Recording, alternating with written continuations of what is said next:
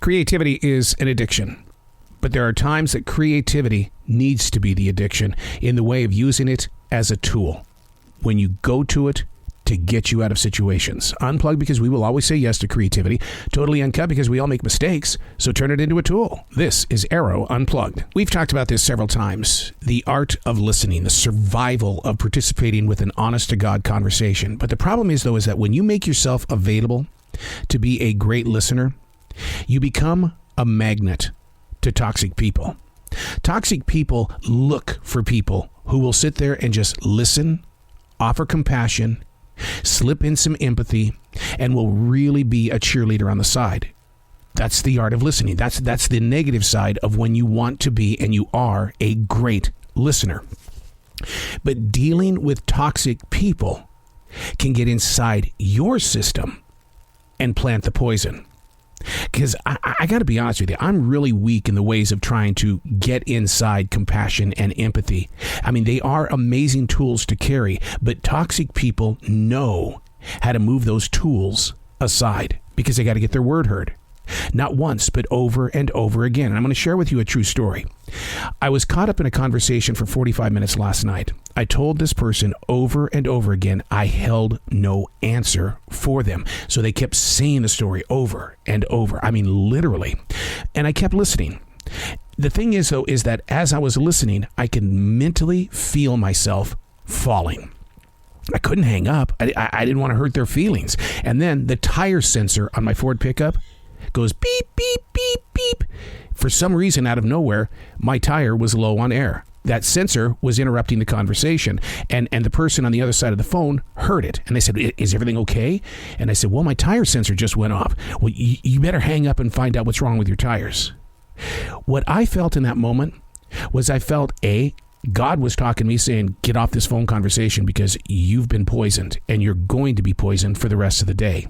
And number two, I felt like that if I hang up the phone, it's no different than leaving them on the side of the road. Being a sounding board is one thing, but what we can't handle is the way the toxic voice continuously keeps repeating the same story. How do you get out of it? Do you even walk anywhere near it? Because we all have co-workers and friends that when we see them, it's like, oh God. All right, prepare my heart. And then you walk into that storm, you hear the darkness, and now you have to deal with it. Because what's happened is that they've planted their poison inside of you. And I'm going to tell you, it's going to take me about 2 or 3 days to get over the conversation that I had last night. Because when I arrived home, I wasn't in a great mood. Because I just had 45 minutes of the same negative talk over and over again. Hey, it's Arroe. This is The Daily Mess, a chronological walk through an everyday world. I am a daily writer, and this is where I put my junk in my trunk. It's you put down these experiences and you learn from them. You grow from them. You teach it so that others don't feel where you've just been. That's the daily mess. 2 words fell from my writing instrument this morning. 2 words that shocked me. Those words were not sure. Have you been there? Not sure. Not in tune with. Something's wrong with my thought process. Not sure. It's a signal of not being prepared. Not sure. Unaware. And you try to set it to the side, but it's like, well, no, I'm not sure. Rarely do I express in such this way.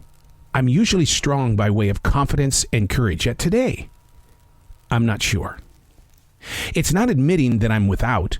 It's not saying that I'm checking out. It's simply saying, I'm not sure. I don't want to guess. I surely don't want to assume. I'm just not sure. It's when you hit a wall and nothing moves. You plant seeds and nothing grows. You shout out loud and there's no echo. Not sure. I mean, seriously, you've got to be just like me. You can't locate the right words, the right emotions, and the right attachments. Rather than barking or raising my voice, the only response shared is, I'm not sure. I'm standing on a cliff. What if the next step is a mirage? If I step, will I fall? I'm not sure. So how do you get out of situations like this? Creativity. You put yourself in a place of creativity, be it in the kitchen to create some food, the writing, and you've got to get in there, and you can't let the poison of another person's conversation take you down and out, because, like I said, it's like a hangover. You're going to feel cruddy for the next maybe 1 to 4 or 5 days, maybe even in a week. You might go, I'm still not over that conversation. See, the thing is that when you put yourself in creativity, it's altering your mind. It's giving you that opportunity to use negative energy in a positive way. You are altering the situation by saying, I love you. I still need you. I'm here. They may have taken a swing at you. They probably connected, but I'm still here. And I still have a voice. And I still want to listen. But what we need to do is we need to reconstruct the rules as to what we're going to talk about. And if you bring up that subject again, I have every right to say goodbye. And I don't like that word, goodbye. That's something I'm sure of. I'm Arroe, and that's the Daily Mess.